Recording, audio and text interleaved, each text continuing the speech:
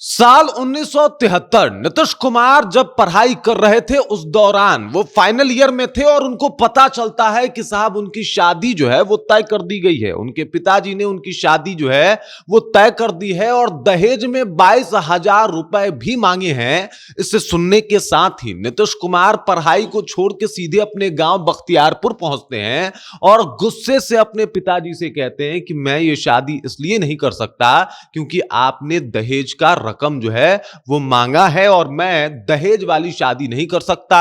अब नीतीश कुमार की ये बातें को सुन के कहीं ना कहीं उनके पिता को भी लगा कि साहब उनसे गलती हो गई है और उसके बाद कहानी में एक और नया ट्विस्ट आता है। साहब नीतीश कुमार का जो निजी जीवन रहा है वो भी काफी दिलचस्प रहा है, काफी अलग रहा है। जैसे उनके राजनीति में उथल पुथल लोगों ने देखा, उनके निजी जीवन में भी कुछ ऐसा ही सिनेरियो, ऐसा ही माहौल जो है वो हमेशा देखने को मिला है।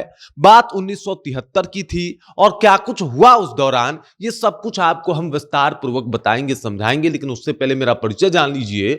मेरा नाम है रजत और आप जनता जंक्शन देख रहे हैं। देख लीजिए, नीतीश कुमार के साथ साथ एक युग का अंत हो रहा है। एक ऐसा युग जिसमें विकास है, एक ऐसा युग जिसमें बिहार ने नए नए आयामों को छुआ है, एक ऐसा युग जहां पे देखा गया कि साहब बिहार भी विकसित हो सकता है, आगे बढ़ सकता है। और यही नीतीश कुमार की काबिलियत है जिसे कोई अनदेखा नहीं कर सकता। बिहार से नीतीश का नाम जो है कभी मिटाया ही नहीं जा सकता, बल्कि युगों युगों तक नीतीश कुमार के चर्चे होंगे और नीतीश कुमार के बारे में लोग पढ़ेंगे और जानेंगे। जो कुछ नीतीश ने बिहार में किया शायद पहले कभी नहीं हुआ, चाहे उनकी शादी ही क्यों ना हो। ऐसी शादी शायद कम ही देखने को मिली होगी 1973 में बिहार में। मतलब सोचिए 1973 का माहौल, उस दौरान तो लड़का लड़की का ज्यादा चलता भी नहीं था।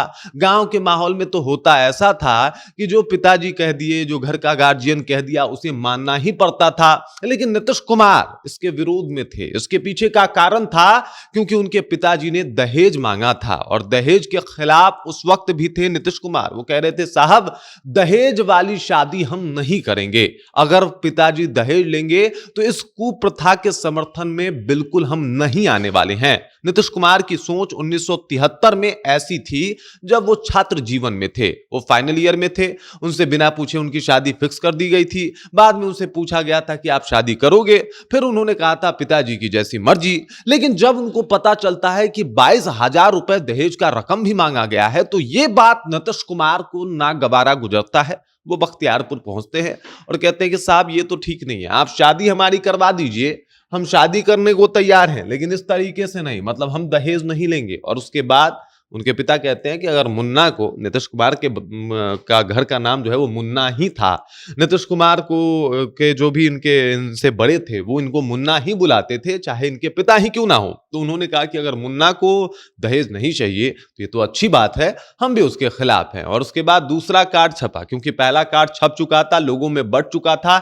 दूसरा कार्ड भी छपवाया गया जिसमें कहा गया कि साहब ये जो शादी हम लोग कर रहे हैं ये तिलक में दहेज एवं शोषण मुक्त, कुप्रथाओं से मुक्त शादी जो है वो हम लोग कर रहे हैं। मतलब किसी को शोषित नहीं किया जा रहा है, हम दहेज नहीं चाहते हैं और ना ही हम ये चाहते हैं कि आप हमारे शादी में आए तो न्योता लेके आए, आपका बस आशीर्वाद चाहिए, वही आके हमको दे दीजिए। आपके आशीर्वाद, आपके आशीर्वचन जो है और आपकी उपस्थिति जो है वही हमारे शादी को सार्थक बना सकता है। और दूसरा शर्त रखा था नीतीश कुमार ने कि जैसे मुझसे पूछा गया कि क्या बेटा शादी करोगे, वैसे उस लड़की से भी पूछा जाए कि क्या वो नीतीश कुमार से शादी करना चाहती है, क्या नीतीश उसे पसंद है, तब जाके शादी पे बात आगे बढ़ेगी, वरना मैं शादी नहीं करूंगा।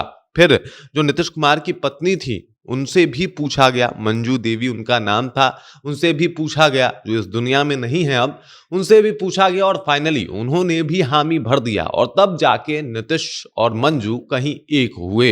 ये नीतीश कुमार की वो दास्ता है, वो एक महत्वपूर्ण और एक शानदार पहलू है जिसे मुझे लगता है सबको जानना चाहिए। 1973 में कोई लड़का इतना ओपन माइंडेड हो सकता है जहां पे वो लड़की के बातों को तवज्जो देता है। आज हम वुमेन एम्पावरमेंट की बात बिहार में इसलिए कर पा रहे हैं क्योंकि नीतीश कुमार ने वैसा बिहार हमें दिया जहां पे महिलाओं को आगे आने का अधिकार दिया, और ये नीतीश कुमार के जहन में हमेशा रहा। तभी तो शायद उन्हें उस मंजू के बातों का भी कद्र था कि वो शादी करना चाहती हैं कि नहीं, ये वो बताएं, जब दुनिया लड़कियों से ये पूछ के शादी नहीं किया करती थी कि तुम्हारी शादी की जाए नहीं की जाए, कब की जाए, किस लड़के से शादी करोगी, किससे नहीं करोगी। और उस जमाने में नीतीश कुमार ने इतना हक दिया कि साहब उस लड़की से भी पूछा जाए, अगर उस लड़की की ना हुई तो मैं शादी नहीं कर सकता, अगर उस लड़की ने मुझे पसंद नहीं किया तो मैं शादी नहीं कर सकता। और फाइनली 22 फरवरी को जो है वो नीतीश कुमार और इनकी धर्मपत्नी मंजू देवी जो है वो परिणय सूत्र में बन जाते हैं, और ये शादी भी काफी ऐतिहासिक शादी मानी जाती है। एक तस्वीर आप यहाँ पे देख सकते हैं नीतीश कुमार की शादी के वक्त की। ये नीतीश कुमार के साथ जो है उनकी पत्नी ताजमहल घूमने गई थी तब की तस्वीर है, इसको भी आप देख लीजिए। ये तमाम तस्वीरें जो है आपको दिखा रहा हूँ, और ये उस वक्त के कार्ड की तस्वीरें हैं, नीतीश कुमार के शादी के कार्ड की, जो अभी वायरल हो रही है और जिसमें पता चल रहा है कि साहब नीतीश कुमार कोई साधारण व्यक्तित्व वाले इंसान नहीं थे, बल्कि उन्हें पता था उनको युग बदलना है। और देख लीजिए, युग पुरुष का जो है वो युग काल वो समाप्त हो रहा है। अब नीतीश कुमार जो है वो बिहार के मुख्यमंत्री पद से हट रहे हैं, लेकिन उन्होंने जो नए नए आयाम गढ़े हैं वो काबिले तारीफ है, और उसे भूला नहीं जा सकता। बाकी उनके निजी जीवन की एक कहानी थी, उनकी शादी की एक कहानी थी, वो आपको कैसी लगी कमेंट कीजिए, अपना विचार हम तक पहुंचा दीजिए। बाकी आप देख रहे हैं जनता जंक्शन और मेरा नाम रजत है।